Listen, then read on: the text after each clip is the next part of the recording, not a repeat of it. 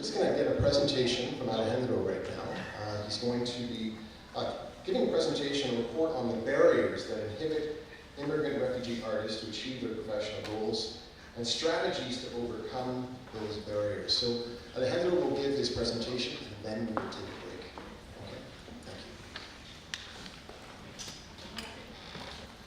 you. Okay, thank you everybody for coming. I'm really happy to see everybody.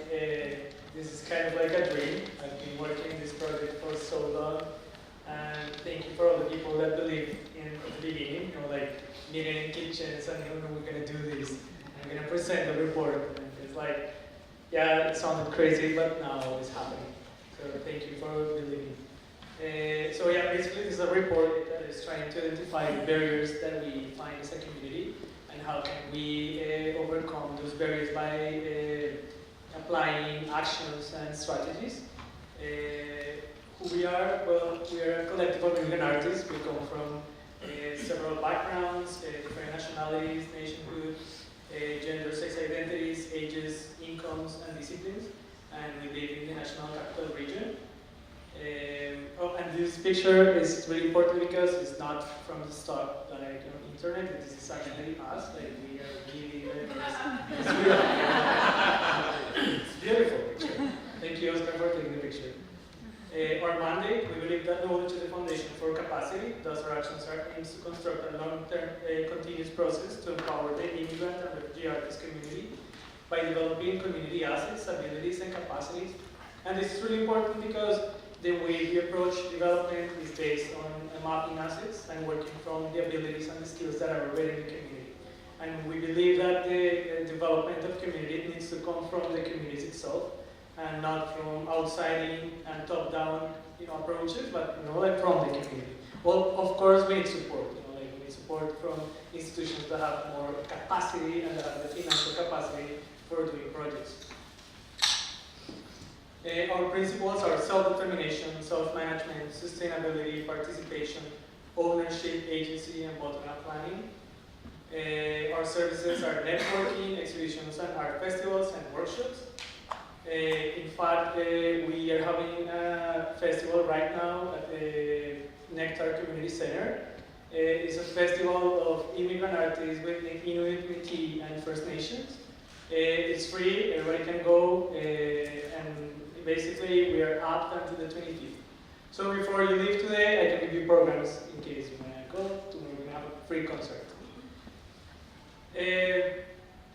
Yeah, as I said, like we try to center our actions on understanding the capacities that the community already has, rather than thinking in deficiencies.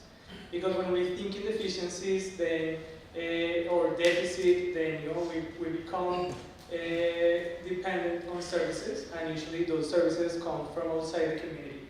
So then the works of development is like we hire someone to provide a service, and then when there is no more funding, then the community is worse.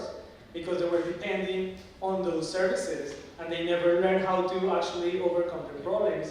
And most of the people that was hired for providing those services are not from the community. So then from an economic perspective, it's not also a good approach. So we need to rethink the way we do development in communities too. I'm going to skip this part, but later you can read there's a quote from John McKnight, which he talks about mapping assets in the communities and developing communities from inside.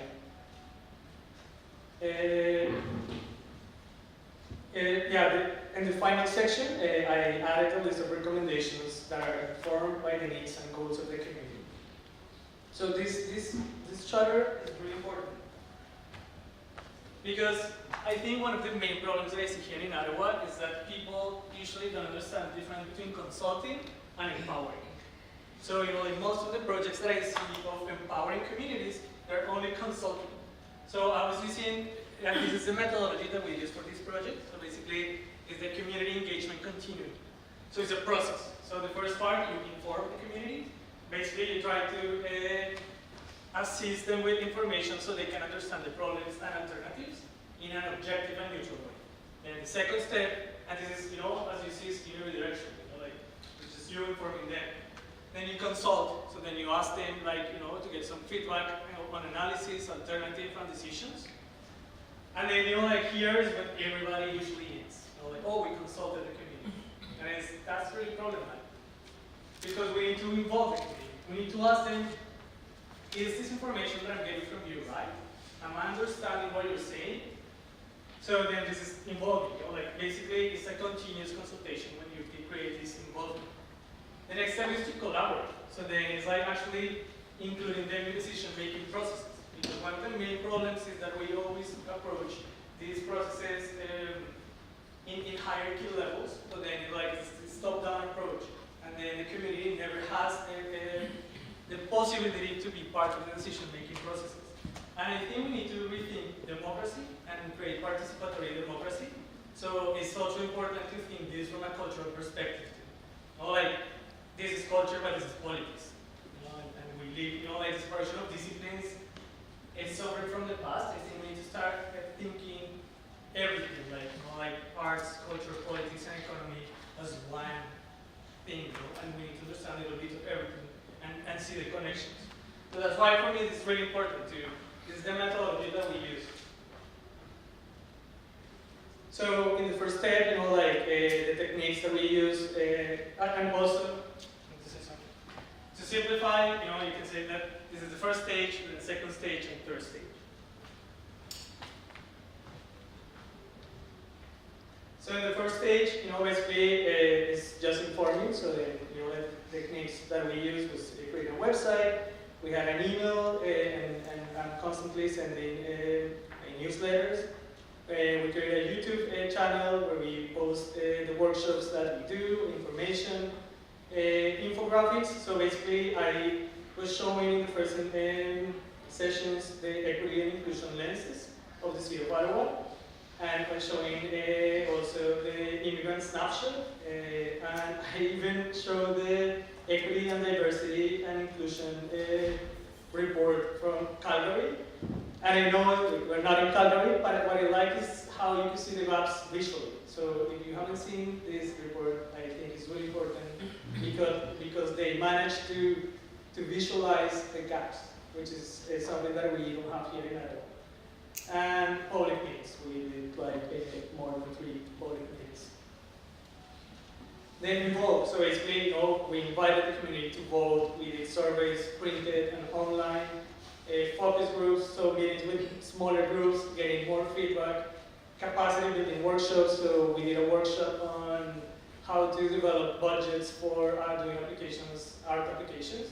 And the people that helped us were people from the community. So Alejandro Salgado, which is an established artist from the city, immigrant too, she helped us on doing that. And also Jasmina Proveyer, which she's a producer and festival organizer. So then they provided us with a lot of information and feedback on how to do this. We did a lot of door-to-door and kitchen table talks. I can't remember how many kitchens that we met with so many people that is actually sitting here talking about, we're gonna do this, we're gonna do the festival. So I think all these techniques are really important to create this feedback and this engagement with the community, not consultation. So then the third stage is basically to include the community in the decision-making process. So we take all the decisions together. Everybody knows what is happening. Financially, we are open to show a bank account. And so basically, it's create a participatory democracy, and it's like a little experiment that we need to then amplify in bigger levels of institutions.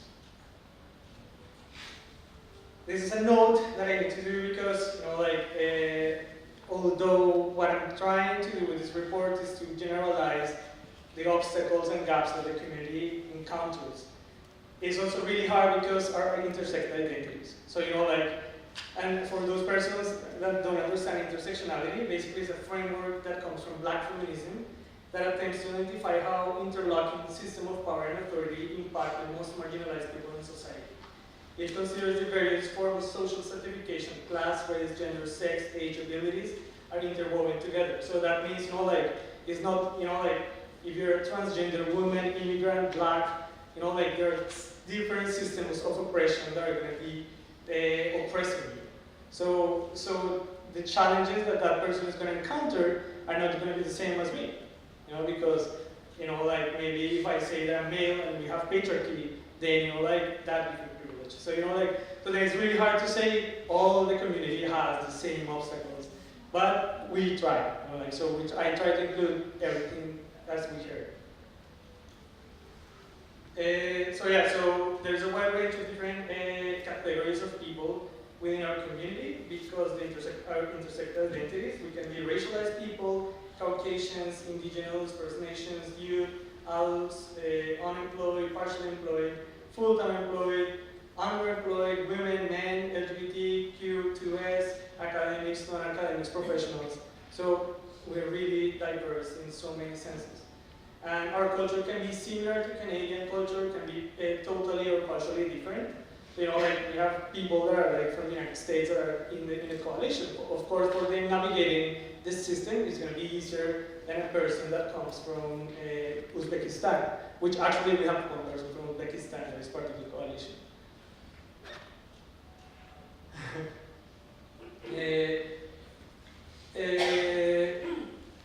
Yeah, so we spoke this. So these are the obstacles and systemic barriers that we found.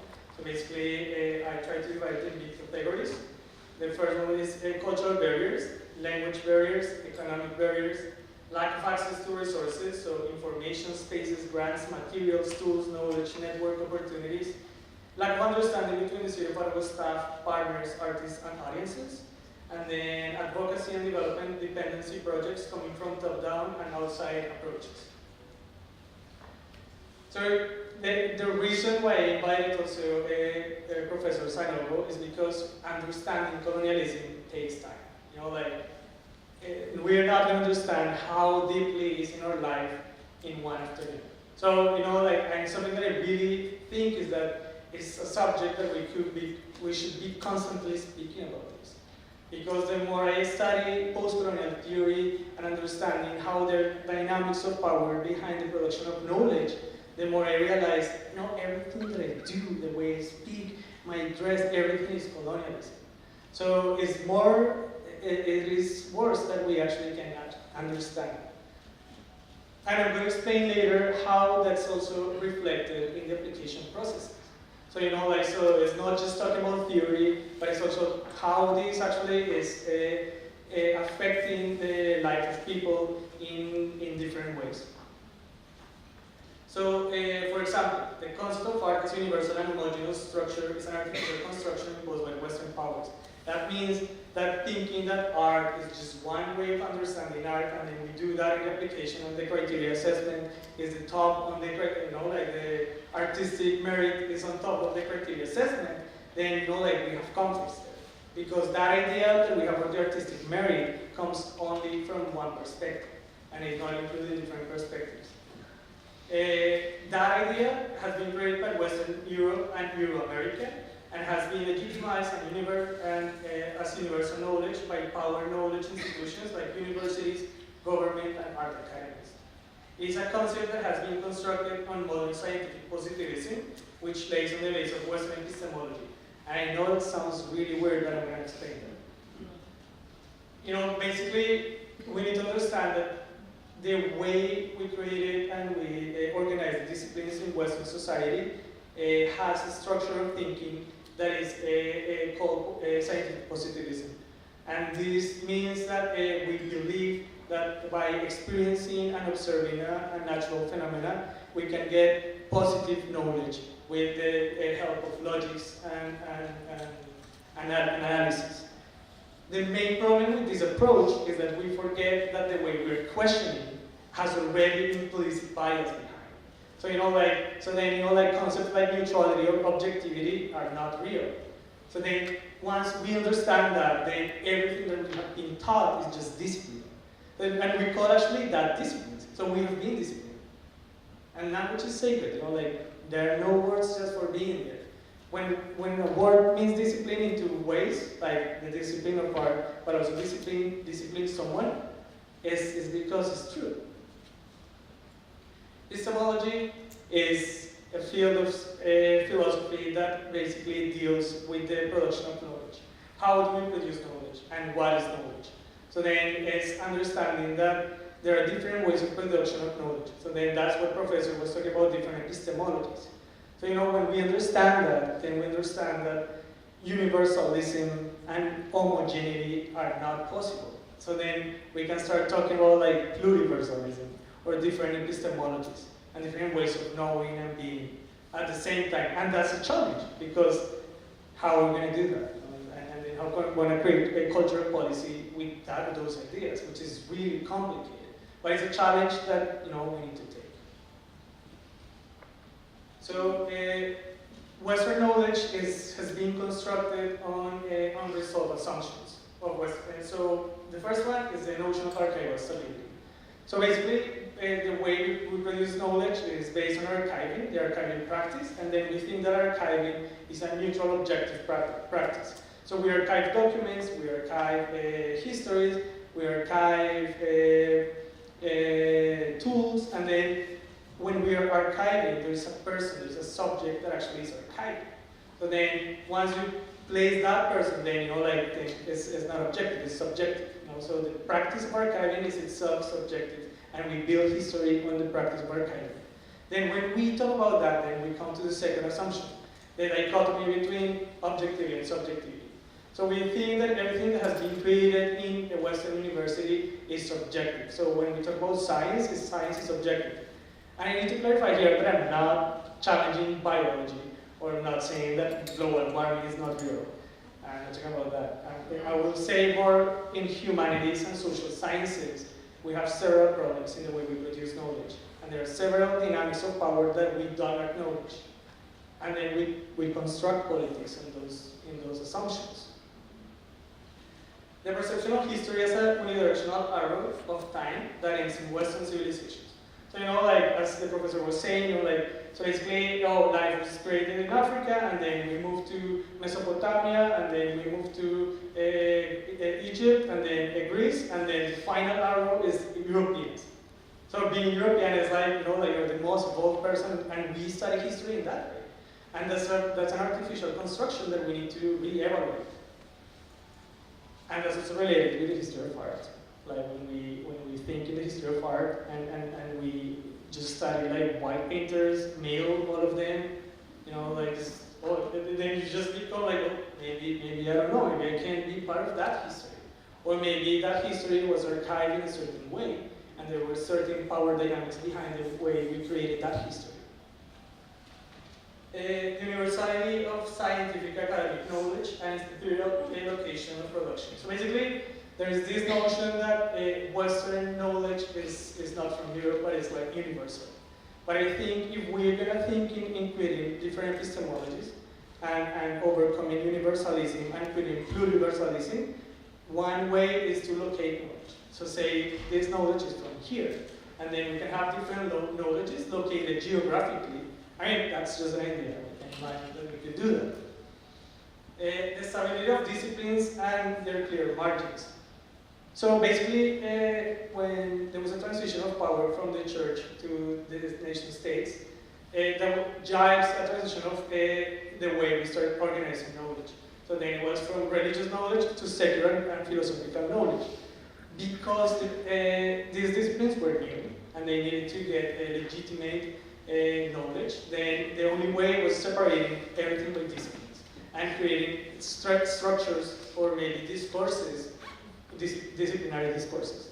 So basically, that was important, but then in the Second World War, in the aftermath of the Second World War, we had for the first time studies of area. So for example, we started studying Africa from all the disciplines.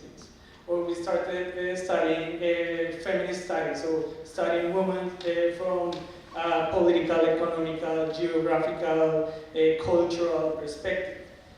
That means that, since then we have been blurring the limits between the disciplines.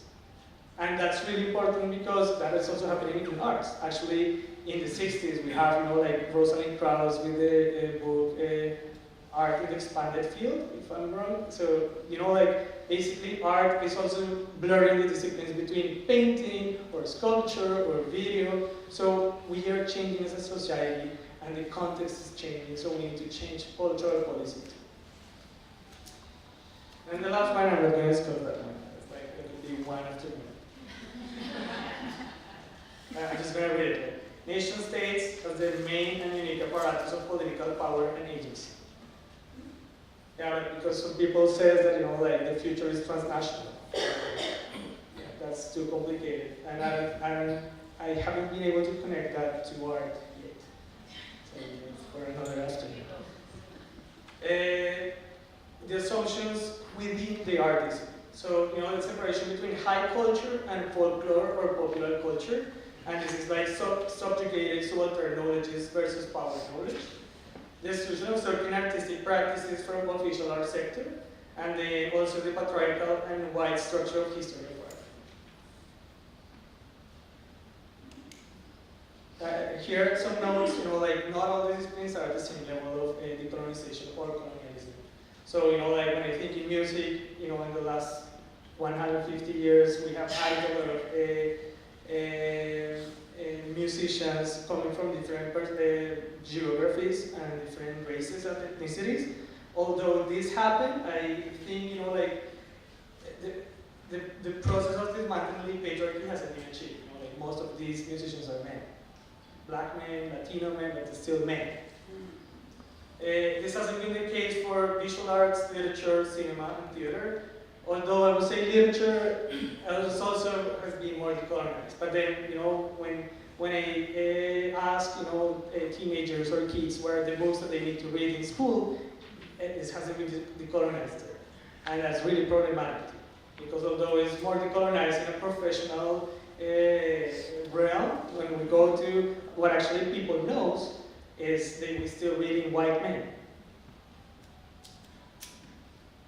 A common aspect between all the disciplines is the marginalization of seniors. So, in all the consultations that we did and engagement, that was constantly common. Like that seniors are marginalized in all the disciplines. So here, you may be asking, yeah, but what is theory? So what? How? What is the relationship? I think, as I said before, is how, and this is the criteria for the applications. Because most of the applications at federal level, municipal level, provincial level, they have on top of the criteria the professional assessment, like the professional merit, artistic merit. And this criteria of merit often comes from Western cultural structures. And even if we invite people to be in the juries that are, like Latinos or Black, they also have been colonized. So, it's not even a problem of inviting other juries. It's a problem that we need to solve with academia, with the government. We need to work all together because it's the way we produce knowledge. And then how is that reflected in the way we live our lives, the way we create politics, the way we organize society. The process of decolonization of knowledge is not reflected in the grants assessment criteria. So the second one, language barriers. Of course, the most logic one or obvious is for us, English or French are the second or third language. So that's a barrier for us. Just living our life every day is hard. Sometimes I go to the store and they don't understand what I'm saying. I need milk.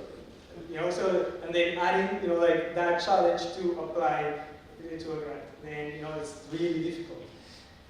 This is also related to the language that we use in applications. Sometimes it's really bureaucratic, it's colonial, and is specialized. And I think there's a tendency to simplify language in politics. I remember in one of the meetings in the Equity and Inclusion Committee, there was one of our peers saying how she works for the government as a consultant in another field, and how they're going to workshops for capacity so they can simplify language. Because government is for the people, and if the people doesn't speak that language, then we need to change the language. That's it. It's not and at the same time we can teach people. So then, that's something that we try to do with the coalition, to give capacity to the community, to explain them the applications, to navigate the applications with them. So I think it needs to come from both sides. From an institutional level, to simplify a little bit the language, but also from the community level, we need to give capacity among us and within the community. So here are the economic barriers, and this is going to be just in terms, I use a little bit of statistics, and this is not related to art, it's just related to being an immigrant in Ottawa. When immigrating, a person or family will start a new life from no relative, no savings or little savings because the currency exchange. So I come from Colombia, so $1 is like 3 pesos for us. So then you have 3 times less just when I came. There is also no university titles validity, no credit history, and no employment. And it's really important the problem with the credentials. And the problem with the credentials comes from that epistemology and colonial epistemology. But then they think that because I come from Colombia or people come from Africa, that education is not as good as yours, Or because we have an accent, they know that, that maybe he doesn't know. And it's like, we could say no, it's not the case, but when we see statistics, it's the case. So this is a problem that we need to discuss. We need to diversify our staff in all the art institutions and government institutions, because as Nadine was saying, showing the fabric of what is Canada. The fabric of the demographic fabric of Canada is not just white. But when I see all the circles or the places where the decision-making processes take place, we are not included there. And that's a problem.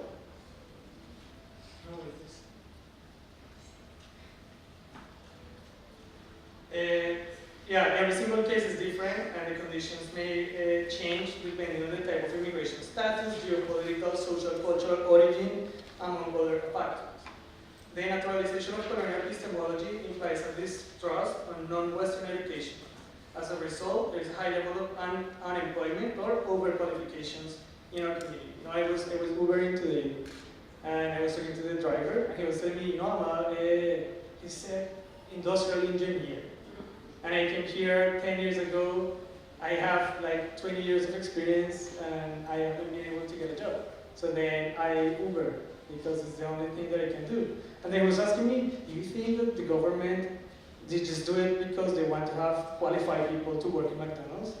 And I was like, I really don't know. I don't know what to answer. And I was like, I'm going to talk about that, but I don't know. I really don't know. This little bit of statistics on immigrants, and I took it from the snapshot of the city. So most of you must be familiar with this. Ottawa received the highest share of immigrants with university degrees in Canada. So 82% of the immigrants in Ottawa have a university degree. And that's compared to the 67% of Canadians born in the City of Ottawa. Despite all the skills, many have harder time to find jobs due to the lack of recognitions of credential, education, and experience from overseas as assets, like the Uber story. Racial bias views them as inferior to Canadian assets. Fair, consistent criteria to enable newcomers to re-enter their professions. Access or support to re-educate or retrain in Canada. And then the guy was telling me, once I was driving a guy who works for the government, and he said that he could give me a loan for studying again.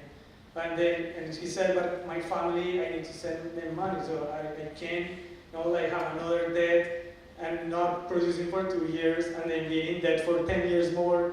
There's no way I can do that. So, those are the reality of the problems. Access to mentorship and networking opportunities, cross-cultural competency and racial harassment in the workplace, access to professional development and advancement opportunities, employer competency in reaching, hiring, and developing immigrant workers. I'm not going to talk about this, but basically it's like there is more chances to be underemployed if you're an immigrant woman. So it's like gender also is an issue. So we're not talking about only being immigrants, but there are several systems of power and authority that affect the life of persons in this city. The overqualifications and credentials. So it is also hard for immigrants to find long-term stable works, and they are more often employed in short-term and less secure contracts. If their international credentials are not accepted, immigrants have to pay for retraining work in their fields. About half of immigrants in the field that are unrelated to the skills and working field are unrelated to the field, to their skills and abilities when they first arrive to Canada. Well, there are more challenges. I think I'm going to skip this part. Do you have a general idea of what are the economic barriers that an artist could find?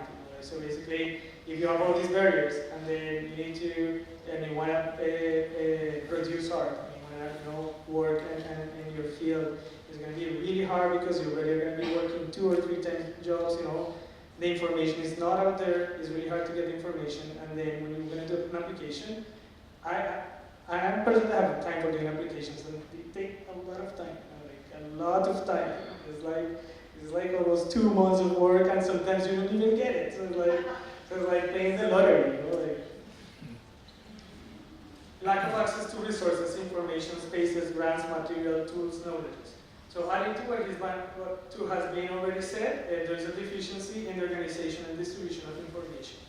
All the information needs to be centralized in one database and decentralized in terms of distribution. If you're a newcomer, but even like for artists that live here, they don't know where to get the information. It's chaotic, So we need to find a way to put everything in one place. So then, where should I find a grant? And then you just go to that place. I don't know, it should be the work of the Ottawa Council of the Arts. I don't know, someone needs to do this work. Then the lack of understanding between the city of Ottawa partners, artists, and the audiences. So basically, there is a lack of trust. I've been here 2 years, and it's like nobody trusts me. And it's a little community. We're only 1 million persons. So we need to build that trust. And we need to find ways to work together. Because it's really hard. It's really hard if nobody's trusting anyone. The other thing that I think that we need to talk about is how the city is still transitioning from a first generation to a second generation cultural plan. And for those people that don't understand this, I put this charter. So basically, like the first generation, we are moving from an economic driver. So the role of the city is an economic driver. So we're moving towards a city and community builder. Geographically, it's from downtown to neighborhoods. Organizational is large mainstream anchor organizations to emerging informal organizations. Organizational level is provincial, national, so we are moving towards local organizations. Culturally, from Eurocentric to diverse cultures and indigenous. From equity perspective, it's elitist, and now we're thinking to become more democratic and more inclusive. From creative, which is kind of like the assessment criteria. Before was replicate, discipline-based, and environmental. So basically, it's kind of like you need to do a good painting. You need to be, to do a good video.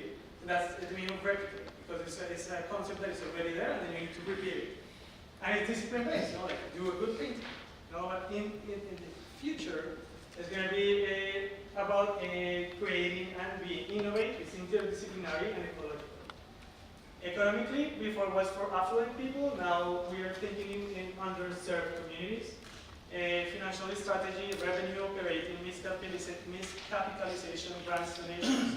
Now we're thinking more in change capital and social impact investment.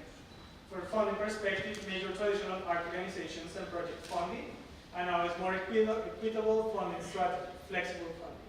So we need to think how to create that equity. And this is really important, organizational board and staff, largely white, male, affluent, socially connected, and influential. That's what the main goal is.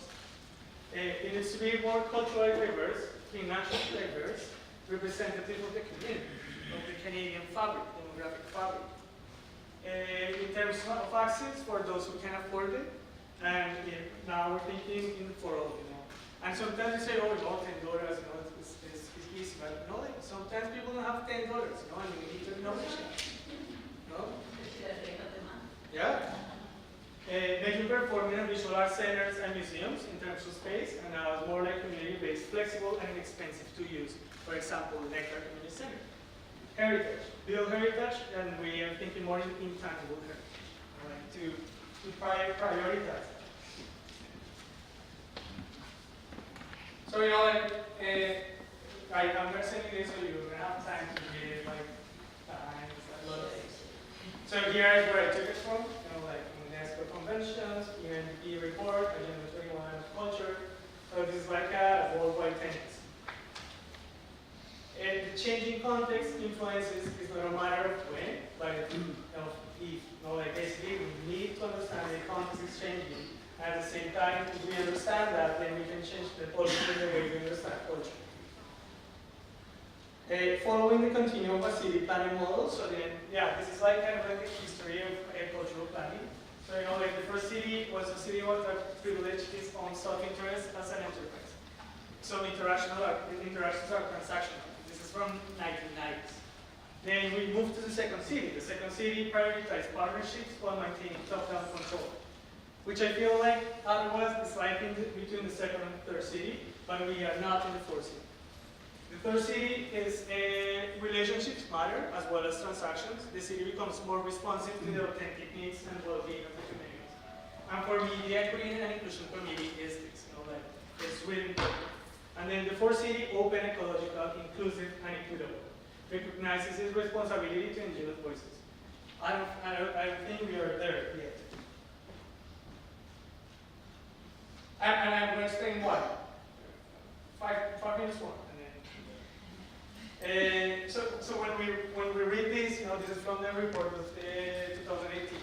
You know, like everything looks good. Like it's like, you know, we include people from diversity, ancestry, abilities, ages, country of origin, cultures, gender, income, languages, race, sexual orientation. So like it looks good, but it's not reflected in the way we are distributing the fund. You know, like it's not reflected. So you know, like if you see art services and major art institutions, festivals, and museums, you know, like they will take like 60%, and then diversity fund is this one. So it's kind of like 1%. So when we think in this, no, and then I was saying, what is it? Large mainstream organizations, emerging informal organizations. Mm-hmm. So you know, like, so we still here, and but it's in transition, but there is more work to do.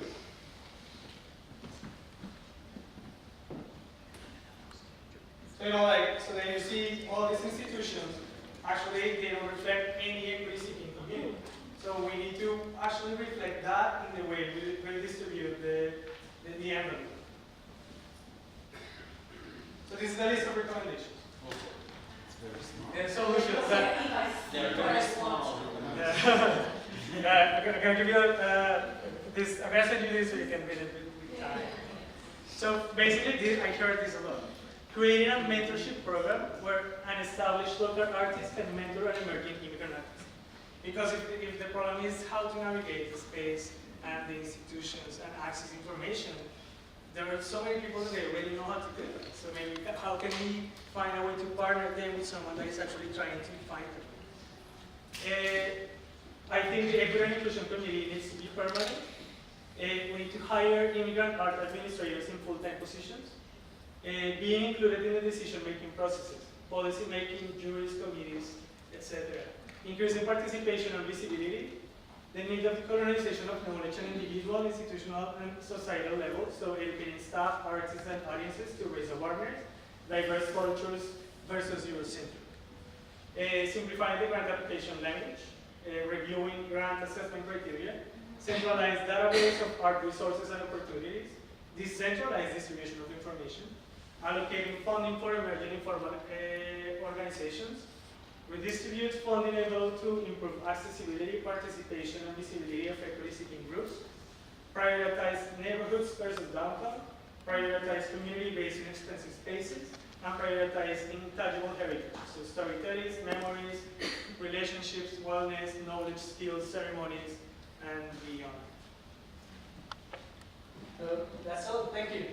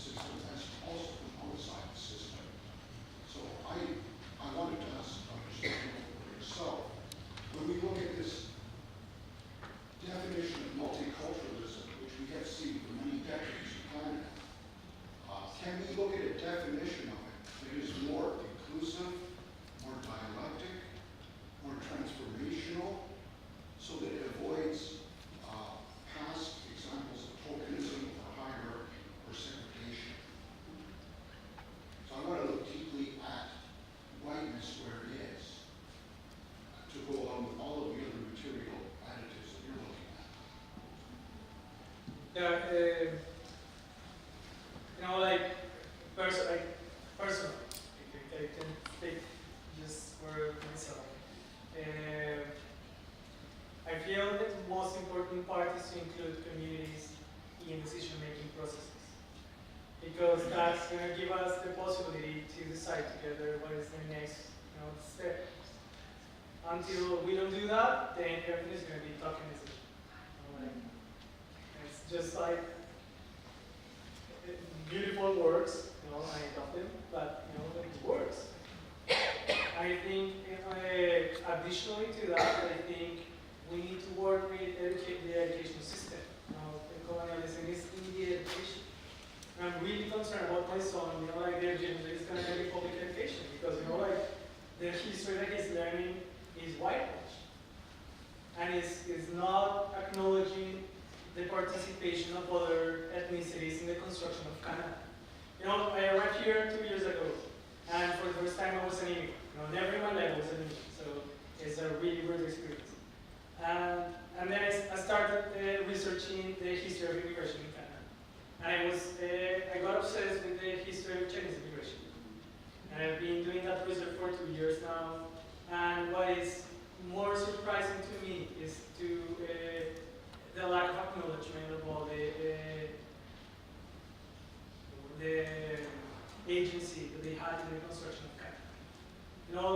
When I see monuments and we see white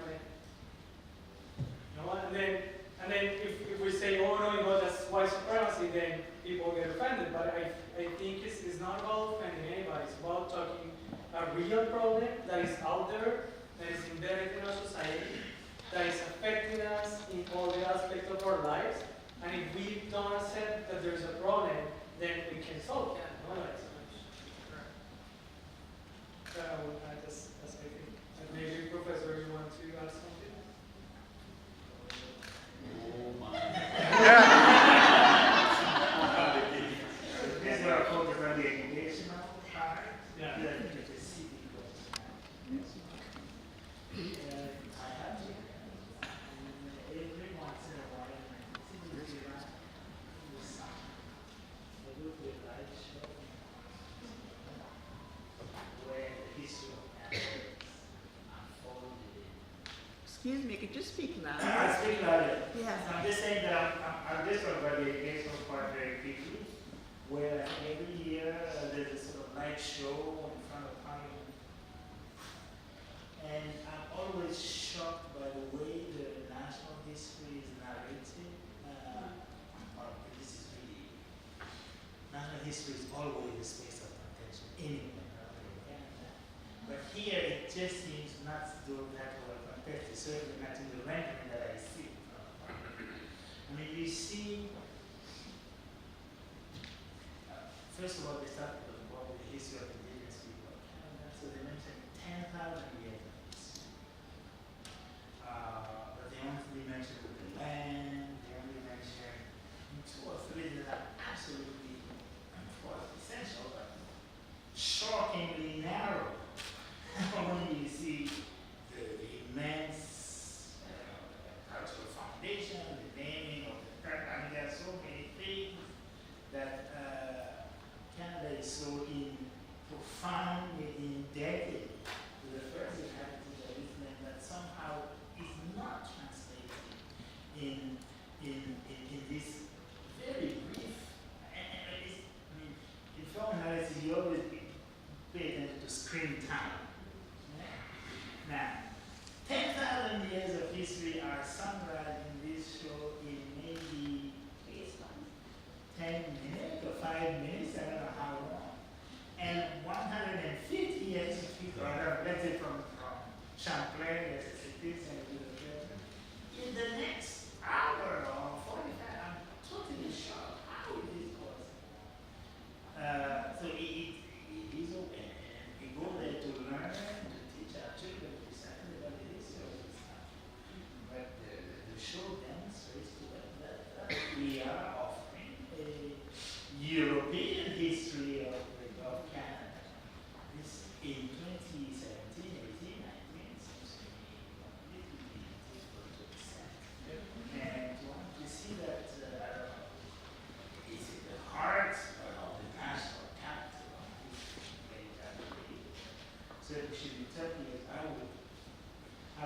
believe they should involve so many people in rewriting the script of this show to precisely address some of the concern of all the various and the fabric of this country, which essentially is history said what is the story of the French and the British. That's essentially what it's saying. We're going to have to, sorry, Rebecca, we're going to take one more quick question. You had a question last time, so I'll let you ask the final question in a segment, and then we'll have to move on. Sure, I did not want to ask a question. I wanted to just answer some question that Alejandro was talking about on the Bi-Social Summit. On sometime in July, it was held on May 8th at the Crown Plaza in Gatineau, and I was supposed to participate there. It does social procurement for the national organization, and it promotes the immigrant people. And I think that you should attend to this with me. We'll invite you as a guest, please, because I will be there and I'll be participating in it. And I'll gladly invite you, or for that matter, anyone else who would like to participate in it sometime in July. Alejandro, thank you so much for that.